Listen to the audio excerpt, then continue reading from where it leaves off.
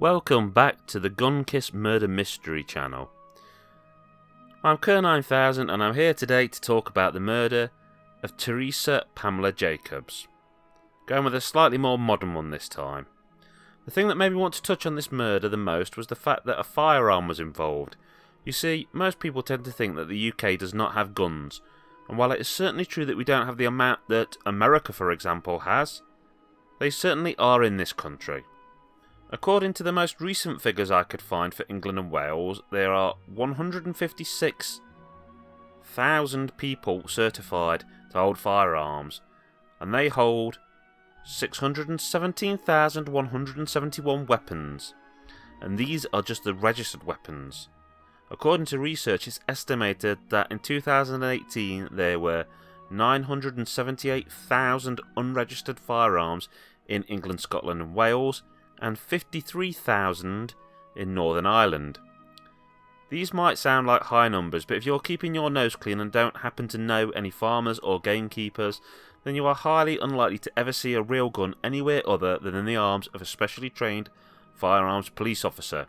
And to be honest, you don't even see those officers that often. I myself have only seen a real gun in the arms of someone who was not a police officer once in England, and that was a very surreal experience. I saw a young child carry an Uzi to his father, who then waved it at some guys in a car while screaming that he would kill them. This was back when I was around 16, and I've never seen anything like this since, thankfully. Okay, so now I've explained the availability of firearms in the UK, let's get back to the case at hand. Teressa Jacobs was gunned down outside a Nottingham club, and according to the police she was a deliberately targeted victim of the city's drug trade. Teressa Jacobs had apparently been to the nightclub with a male friend, and it was when leaving that the crime happened. 33-year-old Miss Jacobs of Courtleet Way, Bulwell, had left the club in Radford only moments before she died of a single bullet wound to the back of the head at point blank range. It was a Saturday morning about 2:30, and the club she had just left and been murdered outside of was the Drum Club on Ilkeston Road in Radford, Nottingham. It was the 9th of November 2002. The police said that she was deliberately targeted in part of a drugs war in Nottingham, and that is why she was shot at point blank range in an execution style killing. Detectives claimed that it was part of the ongoing battle for lucrative control of hard drugs.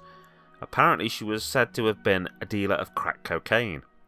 Despite such a point blank shot, she did not immediately die. She was taken to the Queen's Medical Centre by ambulance, where she was stabilised and emergency surgery was carried out. But she died later that day in the hospital's intensive care unit. Police used a press conference to appeal for witnesses.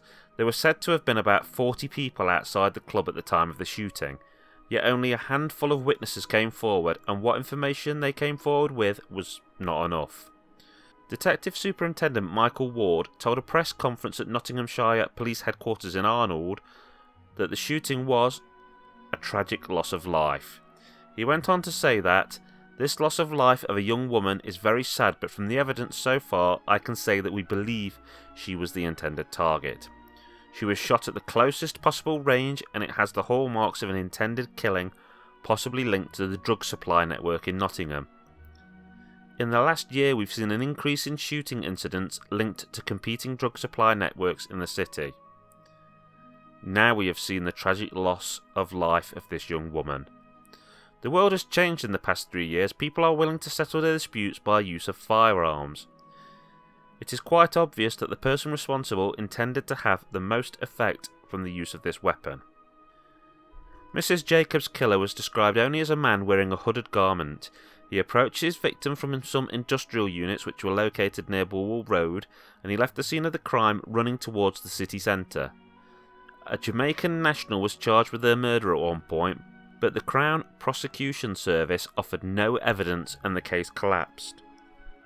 The murder inquiry, which was launched, was part of something called Operation Stealth, which was set up to tackle drug-related gun crime in Nottingham. The information I found on Operation Stealth showed that in the process of it, the police dealt with almost 20 drugs-related firearms incidents and arrested 114 people, a substantial number of whom were charged with serious offences. They also recovered 28 firearms, 130 rounds of ammunition, and around £200,000 worth of Class A drugs. Now, one thing I take with a little pinch of salt is the amount of Class A drugs they recovered. Because from my experience of looking at crimes, I think the police always tend to slightly inflate these figures. They are basing it on mathematical calculations, which are kind of the highest street value you would possibly get for that drug by selling it cut down to the smallest amount, not taking into account dealings, dumpings, and various other issues you would have with any form of business, be it legal or illegal. Also, it sounds more impressive to have gotten a larger money's worth of stuff off the streets. I suppose the thing that people really hung on with this case was that it was a drug dealer that was killed.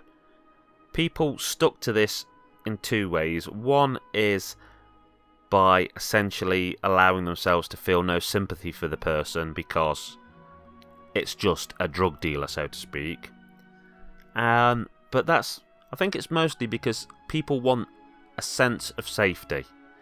And if you can limit a crime or type of crime down to a particular person, it helps you sleep better at night. So people were saying it was a drug dealer killed, I don't deal drugs, therefore I'm going to be fine.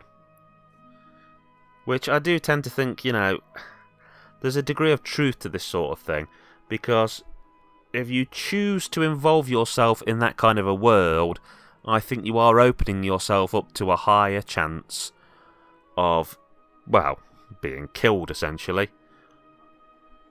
People will look at the fact they can make a lot of money from this sort of thing and won't consider the chance that you could have your life robbed from you, or you could end up in prison. The real victims for this crime, as far as I'm concerned, are the lady's children, who, after all, probably had little choice in what their mother chose to do to raise money. Any loss of life is, of course, a sad one, and I think the most true words are words that were spoken by the police officer earlier, and that is that things have gotten worse, and it's a shame that firearms are used so quickly to solve situations. Long gone are the days where people just punch somebody in the mouth, which, although not pleasant, was something that both parties could walk away from. This was a slightly shorter case than my last one, because there is not masses of information out there about it. Probably because of the fact that it was never solved, so there isn't a whole story there. Okay, I hope you found this informative and I suppose enjoyed it, even though that's a slightly macabre thing to say, but hopefully you'll join me next time when I talk about another case on the Gunnkiss Murder Mystery channel. Everybody, take care of yourself and those you love. Laters, gators.